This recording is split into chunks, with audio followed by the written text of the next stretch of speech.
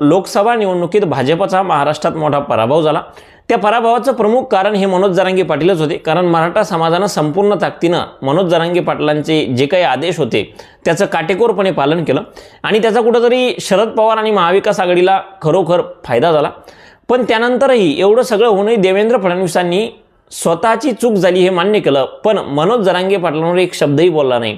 त्यामुळं परत एकदा देवेंद्र फडणवीसांबद्दल एक सहानुभूतीची लाट महाराष्ट्रात तयार झाली। या निवडणुकीच्या पराभवानंतर फडणवीसांवर खूप आरोप झाले। फडणवीसांनीही निवडणुकीचा पराभव स्वीकारला।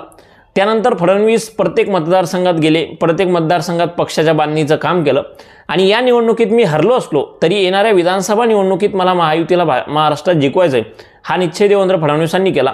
ऐन निवडणुकीच्या तोंडावर काहीतरी नवीन आणायचं म्हणून लाडकी बहीण योजना आणली आणि त्यामार्फतही अनेक मतदारांना आपल्या बाजूने खेचण्याचं काम केलं। दुसरीकडे तिकडे नितेश राणेंच्या माध्यमातून कसं